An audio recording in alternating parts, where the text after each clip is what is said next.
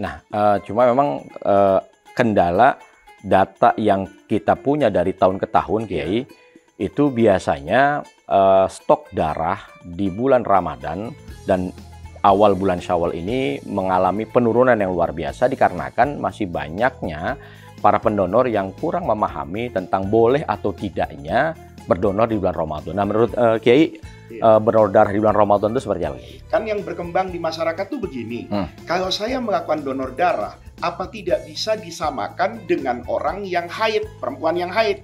Perempuan yang haid itu kan keluar darah, maka karena keluar darah, dia tidak boleh berpuasa. Nah, ini para pemirsa perlu diluruskan.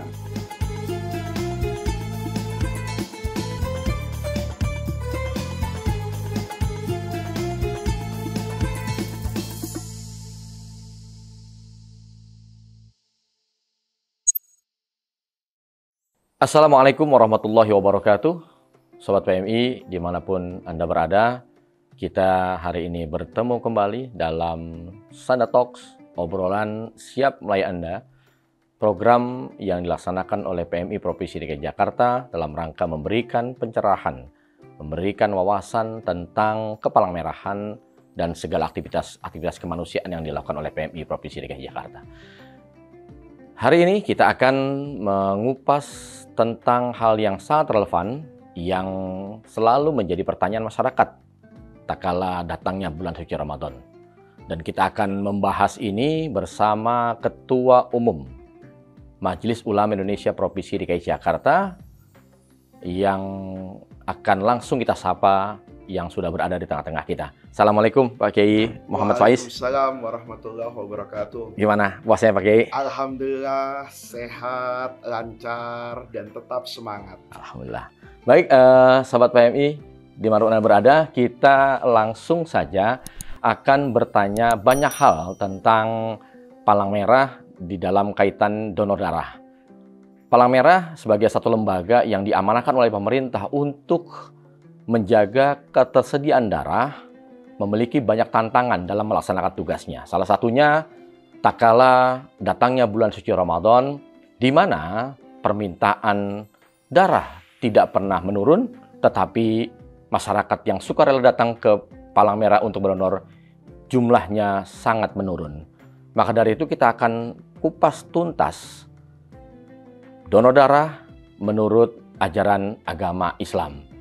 Menurut Kiai, donor darah itu dalam pandangan Islam bagaimana Kiai? Ya, donor darah ini atau di dalam bahasa Arab ini sering disebut dengan at-tabarru biddam.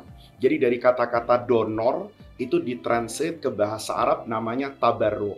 Tabarru itu kan bagian dari amal soleh, bagian dari kebaikan. Oleh karena itu, hampir seluruh ulama dewasa ini memandang bahwa melakukan donor darah termasuk bagian dari amal soleh yang memiliki keistimewaan. Keistimewaannya di mana? Seperti kita ketahui bahwa darah itu menjadi sesuatu yang amat penting untuk menjaga kehidupan seseorang. Ketika orang itu kehilangan darah, itu bisa beresiko kepada kesehatannya, bahkan juga kan berujung kepada kematian. Oleh karena itu, ketika ada orang yang melakukan donor darah, memberikan darahnya kepada orang lain, agar orang lain itu menjadi lebih sehat, agar orang lain itu secara medis bisa tertolong nyawanya, maka kalau kembali kepada Al-Quran, Al-Quran itu menyatakan waman ahyaha. Kalau ada orang ahyaha menjadi penyebab kehidupan seorang manusia, faka'annama ahyan nasa jami'a. Seolah-olah dia menjaga kehidupan umat manusia secara keseluruhan. Ambil satu contoh misalnya begini. Kalau ada orang yang boleh jadi nyawanya terancam secara medis, kemudian dilakukanlah transfusi darah yang berasal dari sang pendonor ini. Kemudian dia menjadi sehat. Nah, ketika menjadi sehat ini, kalau seorang bapak, dia kan bisa kembali kepada keluarganya. Dia kemudian bisa bekerja, dari pekerjaan itu misalnya anak-anaknya mendapatkan jaminan pendidikan yang baik, jaminan kesehatan, maka ini kan sebetulnya menjaga kelestarian kehidupan banyak orang. Gara-gara atau sebab kita menjaga nyawa seorang bapak tersebut. Maka yang namanya donor darah itu, para pemirsa, itu memiliki kedudukan yang sangat mulia di dalam Islam. Berarti memang begitu tinggi nilai mereka-mereka yang sukarela datang ke PMI untuk mendonorkan darahnya gitu. Iya. Itu amal soleh loh. Anda bisa bayangin ya, seandainya saya mendonorkan darah, kemudian menjadi penyebab sehatnya seseorang, kemudian orang tadi berkarya positif di Indonesia ini, ya maka tentu dari semua kebaikan yang dilakukan orang itu, penerima donor darah dari seseorang yang lainnya, maka orang yang mendonorkan itu kan akan mendapatkan pahala. Nah, cuma memang kendala data yang kita punya dari tahun ke tahun, Kiai, itu biasanya stok darah di bulan Ramadan dan awal bulan Syawal ini mengalami penurunan yang luar biasa dikarenakan masih banyaknya para pendonor yang kurang memahami tentang boleh atau tidaknya berdonor di bulan Ramadan. Nah, menurut Kiai, berdonor darah di bulan Ramadan itu seperti apa, Kiai? Ini menarik ya. Kalau tingkat pendonor itu misalnya menurun karena bulan Ramadan, itu saya rasa yang berkembang di masyarakat itu ada dua sebab kan. Yang pertama adalah aspek kesehatan. Mereka khawatir kalau melakukan donor darah, kemudian kesehatannya menurun, tidak bisa melanjutkan ibadah puasanya. Yang kedua, ini terkait dengan mitos bahwa mengeluarkan darah itu membatalkan puasa. Saya ingin mengajak para pemirsa untuk membuka cakrawala pemikiran terkait dengan apakah setiap darah yang keluar itu selalu berkaitan dengan batal atau tidaknya ibadah puasa. Atau bahkan juga ibadah sholat. Kan yang berkembang di masyarakat tuh begini, kalau saya melakukan donor darah, apa tidak bisa disamakan dengan orang yang haid, perempuan yang haid? Perempuan yang haid itu kan keluar darah, maka karena keluar darah, dia tidak boleh berpuasa. Nah, ini para pemirsa perlu diluruskan, karena tidak semua darah yang keluar dari rahim seorang wanita itu kemudian menjadi alasan dan larangan dia tidak boleh berpuasa. Misalnya, ada perempuan yang keluar darah bukan darah haid, namanya darah istihadah, yang sudah keluar dari kebiasaan dia misalnya, atau perempuan tadi memiliki kemampuan untuk membedakan mana darah haid dan mana bukan darah haid, maka ketika dia yakini itu bukan darah haid, dia tetap harus melakukan ibadah puasa. Jadi tidak semua darah yang keluar itu kemudian menjadi larangan orang untuk melakukan puasa.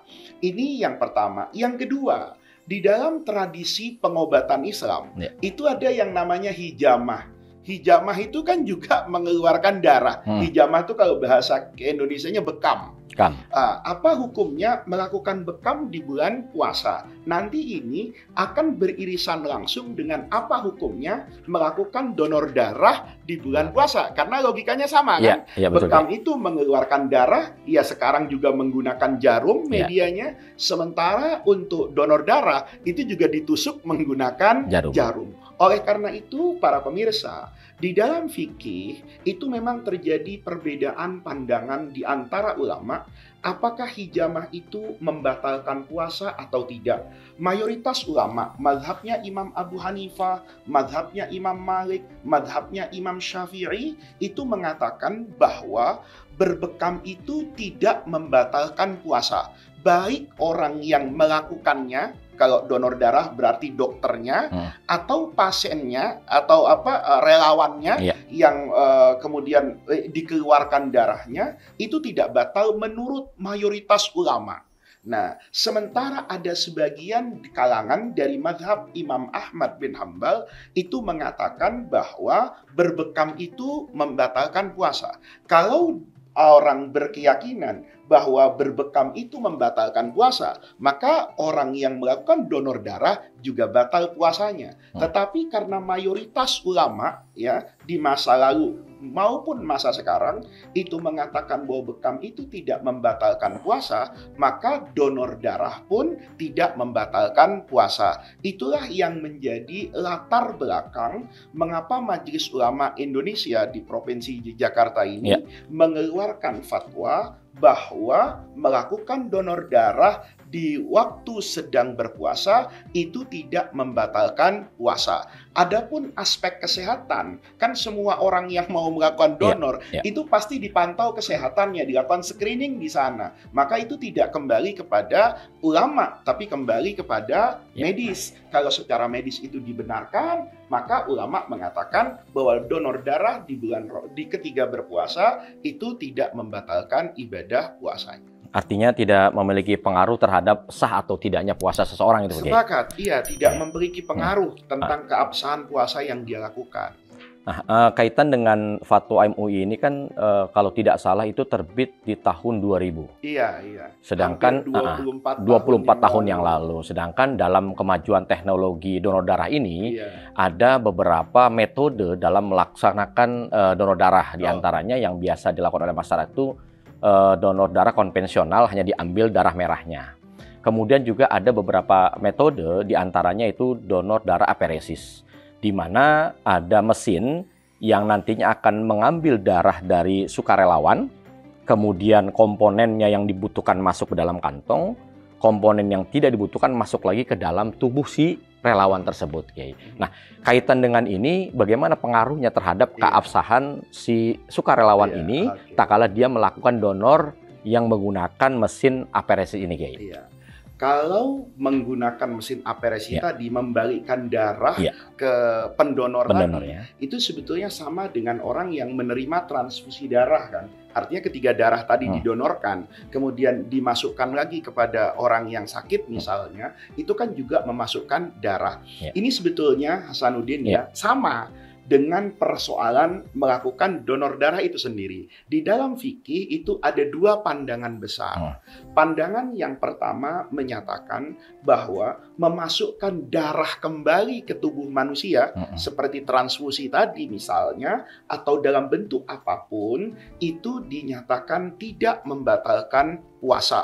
Karena yang masuk itu adalah darah. Kan kita tahu kan, yang membatalkan puasa itu kalau yang masuk itu kan makanan dan minuman, kemudian melalui jalur yang namanya tenggorokan atau yang terbuka di bagian kepala ini. Ada air misalnya yang masuk ke telinga, kemudian masuk ke tenggorokan kita, maka itu juga membatalkan puasa. Atau orang yang sedang misalnya berwudu, kemudian terlalu kuat menghirup air ketika mencuci hidungnya, kemudian dia masuk ke dalam, itu juga membatalkan puasa. Tetapi kalau memasukkan darah, ini kan pasti tidak melewati itu. Iya kan? Dia kembali seperti ketika melakukan donor itu sendiri. Ada ulama yang mengatakan itu tidak membatalkan puasa. Karena tidak terkait dengan sesuatu yang membatalkan puasa.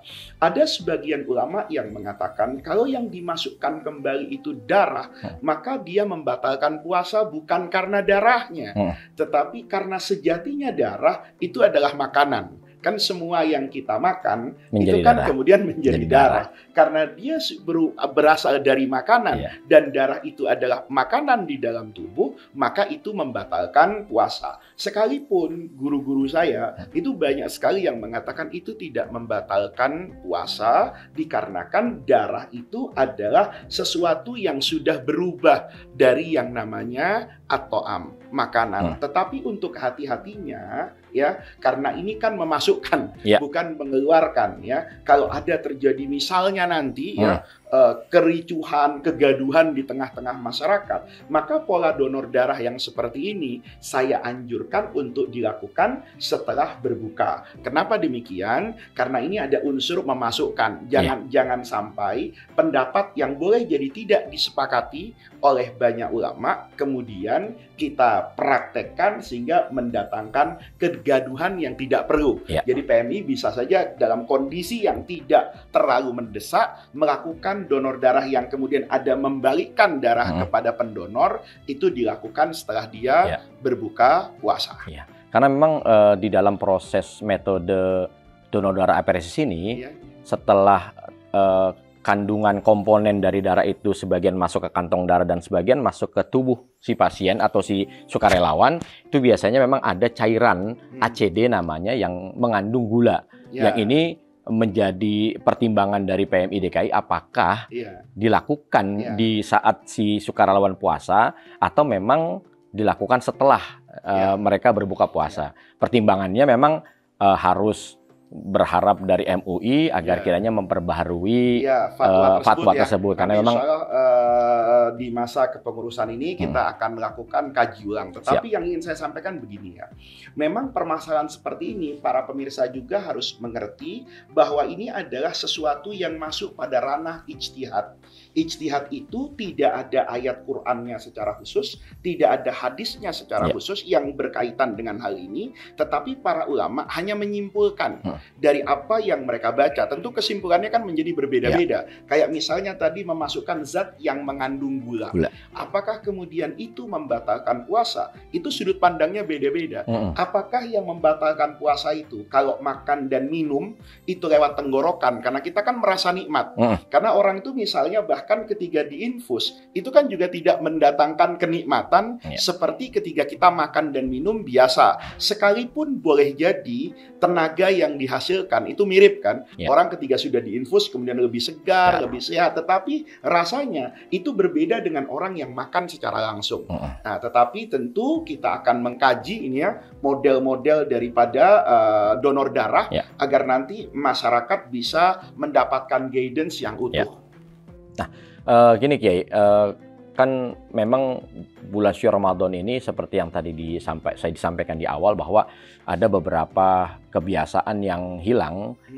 Di luar bulan Ramadan biasanya banyak sukarelawan datang berbondong-bondong ke PMI untuk mendonorkan darahnya. Masuk bulan Ramadan, data yang kami miliki itu memiliki penurunan yang luar biasa. Nah, kira-kira sebenarnya donor darah yang dilaksanakan oleh umat muslim khususnya di bulan Ramadan ini itu bagian masuk dalam bagian sedekah atau bukan atau kayak gitu loh? Iya. Sekarang kita ambil gambaran begini ya. Ini di bulan puasa nih, kata Rasulullah, kalau saya memberi makan atau memberi minum orang yang sedang berpuasa, maka dia akan mendapatkan pahala dari pahala yang sama dengan orang yang melakukan puasa. Orang yang berpuasa itu kan sedang lapar dan sedang haus. Kalau diterus-teruskan puasanya, boleh jadi dia akan kehilangan kesehatannya atau bahkan kehilangan nyawanya. Ketika dia kemudian diberikan air atau diberikan makan yang bisa kemudian menjaga kesehatan dan melangsungkan kehidupannya, itu kan analoginya sama dengan orang yang melakukan donor darah kan. Ketika ada orang membutuhkan darah untuk kesehatannya, untuk kekuatannya, kemudian juga untuk keberlangsungan hidupnya, kemudian kita berikan sedekah kan ini berupa darah kita. Kita bisa bayangkan kalau orang memberi sedekah harta saja ya kayak seperti makanan, minuman itu dicatat oleh Allah sebagai amal soleh yang luar biasa, apalagi yang merelakan bagian dari tubuh kita ini untuk kemudian menolong kesehatan dan keberlangsungan hidup orang lain. Jadi para pemirsa tidak perlu khawatir bahwa siapa orang yang melakukan donor darah itu dia sedang melakukan fadlun azim, melakukan amal soleh yang akan dicatat oleh Allah Subhanahu wa Ta'ala sebagai pahala yang besar dalam menjaga kehidupan umat manusia secara keseluruhan. Kalau biasanya kan anak-anak Gen Z sekarang tuh kan pengennya tuh pertama, ada nggak sih dalilnya yang sesuai dengan ajaran agama Al-Quran hadis, atau mereka nggak cukup hanya itu, Kiai, mereka pengennya dalil yang masuk akal gitu, apa sih supaya mereka tuh punya semangat untuk pas mereka sudah memenuhi syarat usia 17 tahun, mereka udah siap datang ke PMI meskipun tuh bulan Ramadan. Kira-kira apa tuh gambarannya buat mereka? Kita bangsa Indonesia itu kan punya kebiasaan namanya gotong royong. Bagian gotong royong itu kan sebetulnya sama dengan perintah Al-Quran kan. Wa ta'awanu 'alal birri wat taqwa. Ayo saling tolong menolong dalam kebaikan. Nah, donor darah ini kan bagian dari ta'awun 'alal birri wat taqwa. Donor darah itu juga bagian dari gotong royong. Bahkan kalau kita mengurai Pancasila, ya, kalau ada orang misalnya ya yang terancam kehilangan nyawa dan dia secara medis hanya bisa dibantu oleh transfusi darah, maka bagian dari kemanusiaan yang adil dan beradab, Ya. adab akhlak kepada sesama yang membutuhkan pertolongan, yaitu dengan melakukan donor darah dalam kaitan berbicara tentang tugas PMI. Kemanusiaan yang adil dan beradab itu kan mengharuskan orang yang memiliki kemampuan untuk menjaga akhlaknya kepada mereka yang tidak mampu misalnya. Kalau dikaitkan lagi misalnya dengan Pancasila, Persatuan Indonesia, kita kan bersatu tuh dalam suka dan duka. Ketika saya memiliki darah yang cukup dan secara medis bisa untuk saya donorkan, maka bagian dari identitas saya sebagai orang Indonesia yang ingin menjaga persatuan kebersamaan, saya melakukan donor darah. Kalau kita kembalikan lagi kepada hadis, tadi kan Quran, hadis, kata Rasulullah kan jelas bahwa seorang muslim dengan muslim yang lain itu bersaudara. Persaudaraan itu kata Rasulullah seperti satu jasad kan. Kalau ada bagian tubuh kita yang sakit, maka satu tubuh manusia itu terasa sakit. Nah, itulah sejatinya substansi yang diharapkan oleh agama agar manusia itu memiliki tingkat persaudaraan, saudara seagama, saudara sebangsa, dan juga setanah air. Nah, untuk kaitan dengan tadi misalnya para sukarelawan ini sudah yakin betul bahwa berdonor darah di bulan Ramadan ini tidak mempengaruhi keabsahan dari puasa mereka gitu. Nah, terus kaitan dengan hal istimewa apa sih yang mereka dapatkan, baik itu yang dijanjikan oleh agama Islam itu untuk mereka yang berdonor darah, atau ada hal-hal lain mungkin yang bisa membuat mereka lebih yakin dan lebih semangat lagi untuk donor darah, Kiai? Rasulullah Shallallahu Alaihi Wasallam itu adalah sosok yang sangat dermawan. Kata hadis itu diriwayatkan oleh sahabat, Rasulullah itu kana jawadan kariman, dermawannya luar biasa. Wa ajwadu mayakun, tetapi kedermawanan Rasulullah itu mencapai puncaknya itu justru di bulan Ramadan.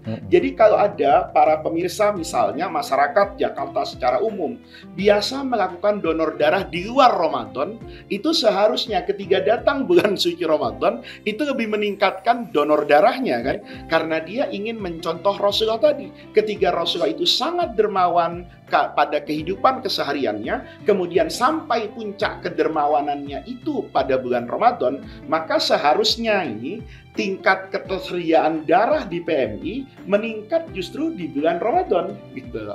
Itu keistimewaan yang didapatkan kalau kita melakukan donor darah di bulan Ramadan.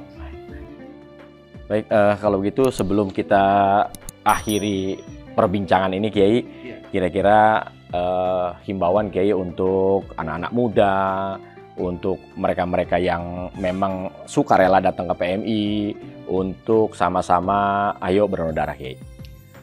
Saya Muhammad Faiz, Ketua Umum Majelis Ulama Indonesia Provinsi Jakarta, mengajak tentunya kepada semua kalangan masyarakat yang memiliki kemampuan untuk melakukan donor darah, melakukannya di bulan Ramadan dalam kaitan PMI sedang kekurangan darah. Dan kita harus yakin bahwa darah yang kita sumbangkan untuk menyelamatkan sesama kita itu akan dicatat oleh Allah sebagai amal kebaikan yang berlipat ganda pahalanya. Perlu kita ingat bahwa hidup kita ini hanya sekali di dunia ini, maka hiduplah berarti dengan memberikan kesempatan kehidupan berkelanjutan kepada saudara-saudara kita yang membutuhkan darah. Alhamdulillahirrabbilalamin. Terima kasih, Kiai. Sama-sama. Atas segala pencerahan dan pengetahuan yang diberikan, mudah-mudahan ini menjadi tambahan wawasan untuk semua yang mengikuti kajian di dalam program Sandal Talks siap melayani Anda yang diselenggarakan oleh PMI Provinsi DKI Jakarta ini. Mudah-mudahan kita dapat berjumpa kembali dalam obrolan-obrolan yang lebih bermakna dan memiliki banyak pengetahuan. Jangan lupa Sobat PMI terus berbagi kebaikan, terus tebar kebaikan, dan sama-sama bergabung dalam kerja-kerja kemanusiaan bersama PMI Provinsi DKI Jakarta dengan mengikut serta dalam kegiatan-kegiatan yang ditampilkan dalam sosial media PMI Provinsi DKI Jakarta. Saya Nur Hasanuddin, mohon maaf apabila ada kekurangan dan kelemahan. Insya Allah kita berjumpa kembali dalam episode yang akan datang. Assalamualaikum warahmatullahi wabarakatuh.